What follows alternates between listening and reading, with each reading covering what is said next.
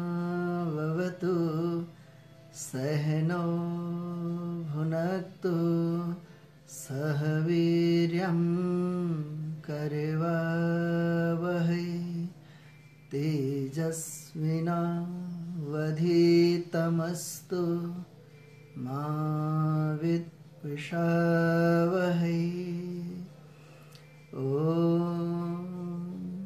असतो मा सद्गमय तमसो मा ज्योतिर्गमय मृत्योर्मा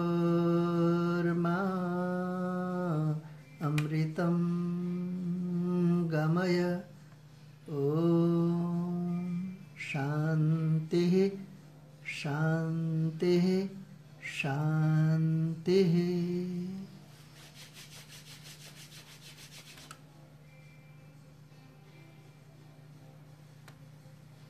योग कथा के तीसरे एपिसोड में आप सभी लोगों का स्वागत है, हार्दिक अभिनंदन है।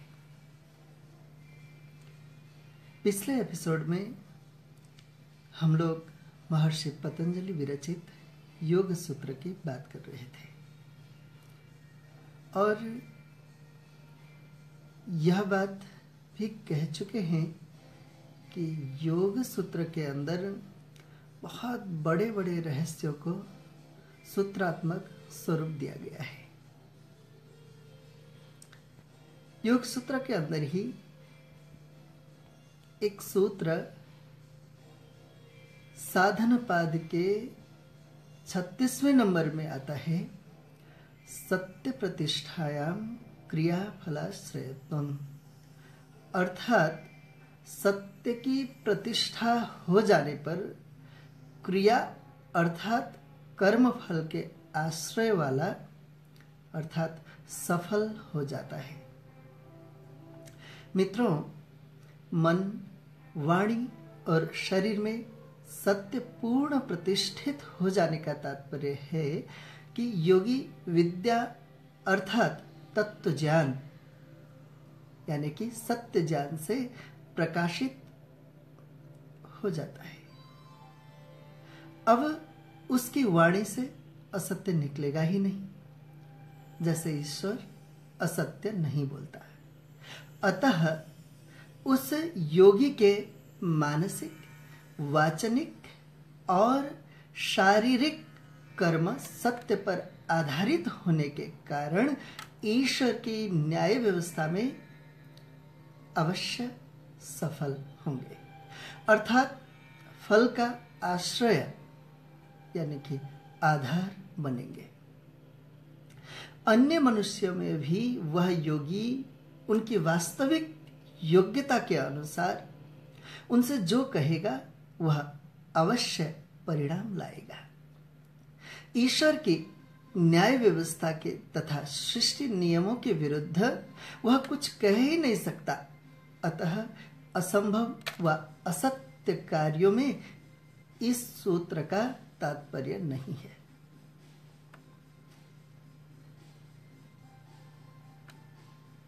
तात्पर्य यह है कि जब योगी सत्य में प्रतिष्ठित हो जाता है,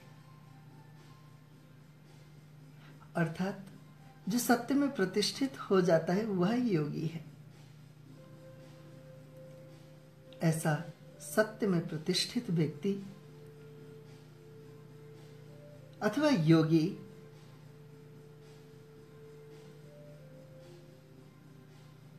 जैसा कहेगा वह सफल होगा।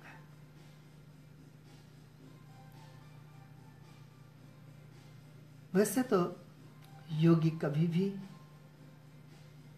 सृष्टि नियमों के विरुद्ध कोई बातें करता ही नहीं, क्योंकि वह प्रत्येक बात ज्ञानपूर्वक ही करता है। वह तर्क, तथ्य व प्रमाण से विरुद्ध बातें कभी भी नहीं करता। इसलिए जो कहेगा वह सत्य सिद्ध होगा।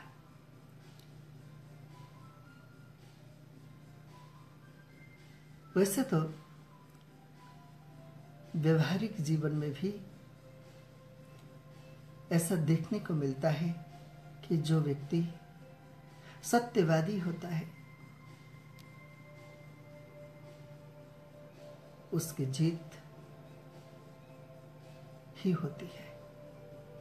सत्यमेव जयते उपनिषद का यह वाक्य यह नहीं कहता कि जो सत्यवान होता है उसकी जीत होती है, बल्कि यह वाक्य ऐसा कहता है कि जो सत्यवान होता है वह पल पल जीत रहा होता है।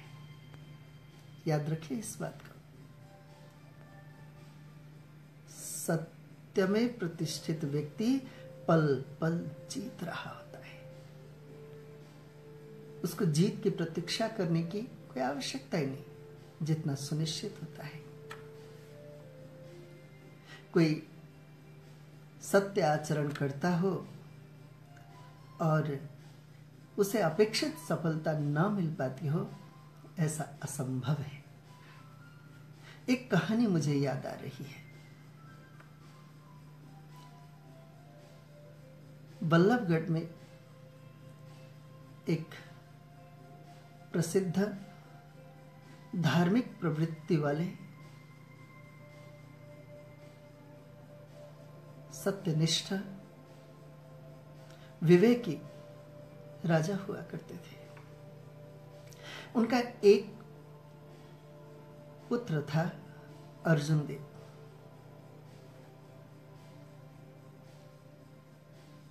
चूंकि अर्जुन देव युवावस्था में प्रवेश कर चुके थे, अतः राजा ने निश्चय किया कि युवराज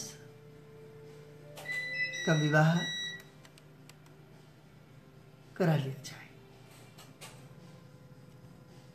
अतः उन्होंने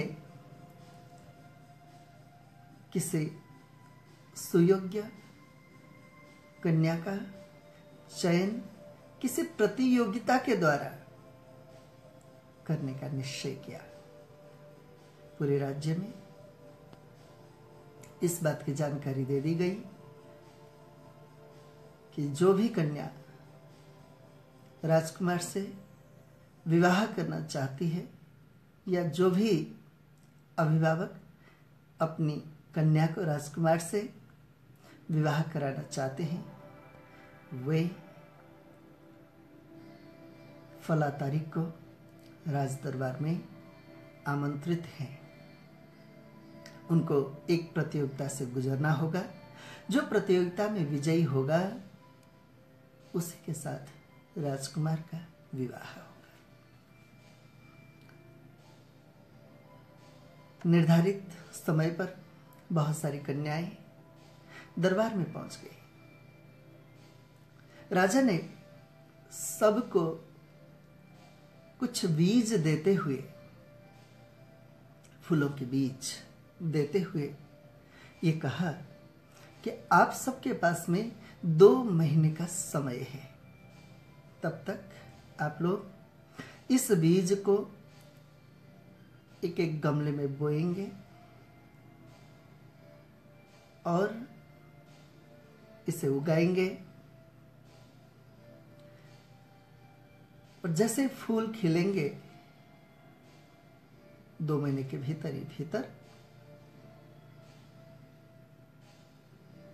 उसे लेकर राज दरबार में उपस्थित होंगे। दिन भी निश्चित कर दिया गया। जिसका फूल सबसे सुंदर होगा उसी के साथ राजकुमार का विवाह कर दिया जाएगा। राजा के इस घोषणा से सब लोग संतुष्ट थे और साथ ही साथ उत्सुक भी। 2 महीने के बाद सभी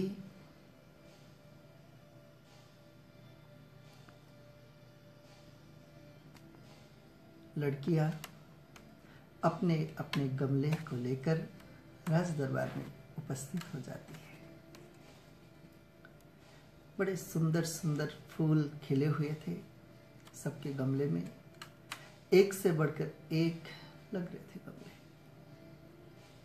बड़ा मुश्किल काम था, किसको अधिक सुंदर कहा जाए। सब लोग बड़ी उत्सुकता के साथ समारोह को देख रहे थे। चूंकि राजा निष्पक्ष हैं, न्यायप्रिय हैं, सत्यवादी हैं, इस बात पर राज्य के सभी लोगों को ज्ञान था। सब लोग जानते थे कि राजा कभी भी गलत निर्णय नहीं लेंगे। राजा कभी भी किसी भेदभाव पूर्ण दृष्टि से कोई निर्णय नहीं लेंगे। अतः राज्य के सारे प्रतिष्ठित लोग भी उस आयोजन में शिरकत कर रहे थे। राजा सभी लड़कियों के हाथ में विद्यमान गमले को एक एक करके देखते जा रहे थे। लेकिन अंत में उसी पंक्ति में एक ऐसी लड़की मिलती है जिसके गमले में कोई फूल नहीं खिला था। क्योंकि राजा का पूर्व आदेश था कि जो भी कन्याएं बीज लेकर के जा रही है वो सारे के सारे, चाहे उनका फूल कैसा भी क्यों ना हो, उपस्थित जरूर होंगी। तो वहीं पर वह कन्या भी उपस्थित थी जिसके गमले में फूल खिलने के बाद तो दूर पौधा उगा ही नहीं था। नगर के लोगों को आश्चर्य भी लग रहा था उस लड़की को देख करके जिसमें इतनी योग्यता भी नहीं है कि एक बीज को उगा सके और उसे अच्छे तरह से मलजल करके उसमें फूल खिलने दे। राजा उस कन्या के समक्ष पहुंच जाते हैं और पूछते हैं, बेटी आपके गमले में तो कोई फूल नहीं खिल रहा है, कोई पौधा भी नहीं दिखाई देता है, क्या बात है? वो कहती है कि महाराज आपके निर्देशानुसार मैं बीज लेकर घर पहुंच गई। गमले में बहुत अच्छे तरह से मिट्टी डाली, खाद भी डाली और बीज भी बोई।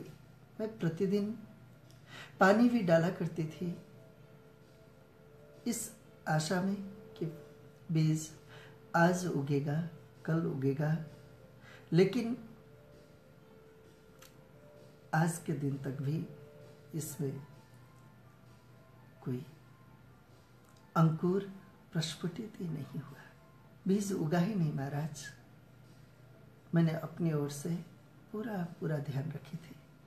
मैं सच कह रही हूं महाराज, मैंने अपनी मेहनत में कोई कमी नहीं छोड़ी। राजा सुनते हैं। अब बारी आती है घोषणा करने की। सारे कन्याएं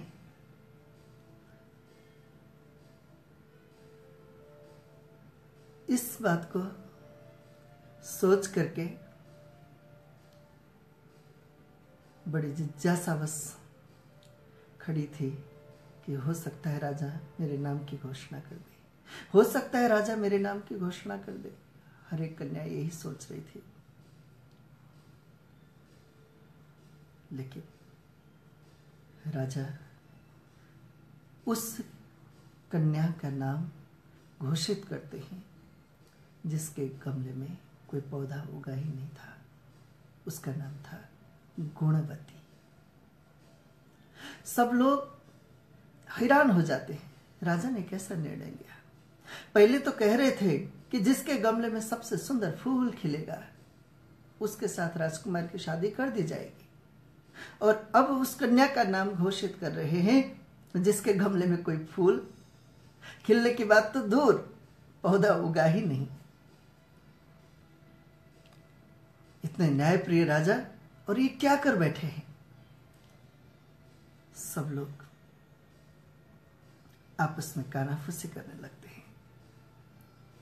कुछ लोग विरोध के लिए खड़े भी हो जाते हैं, लेकिन कुछ समझदार लोग ऐसा समझते हैं कि न्यायप्रिय राजा कभी भी अन्यायपूर्ण निर्णय ले ही नहीं सकते, कुछ न कुछ राज तो अवश्य होगा। हाँ, आगे राजा कहते हैं, पूरे सभा की मनस्थिति को समझते हुए राजा कहते हैं, देवियों सज्जनों,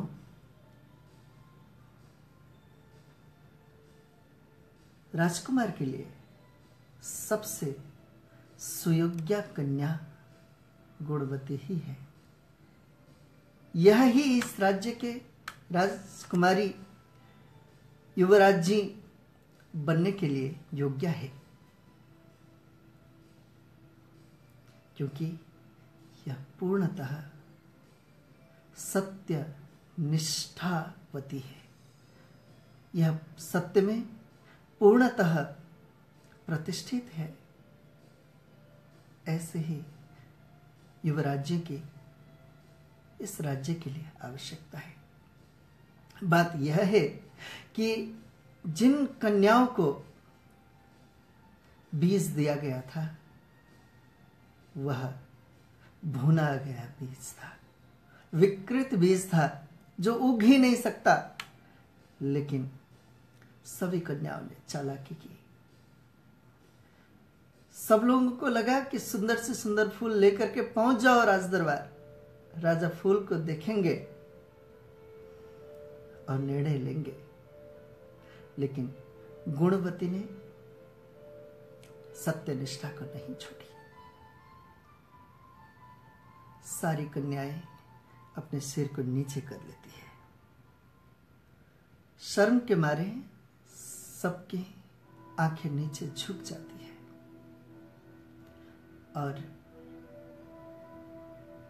बड़े धूमधाम के साथ गुणवती के साथ राजकुमार अर्जुन देव की शादी हो जाती है। अतः मित्रों, जैसे ही हम पूरी तरह से सत्य में स्थित हो जाते हैं, सत्य में प्रतिष्ठित हो जाते हैं और उसी प्रकार का आचरण करते हैं, सफलता 100% निश्चित है। हम सत्य से डगमगाते हैं और सफलता चाहते हैं, इसलिए असफल होते हैं। सत्यनिष्ठ व्यक्ति जैसा चाहेगा वैसा ही होगा, वैसा ही होगा। आप कहेंगे कि नहीं, कैसे हो सकता है?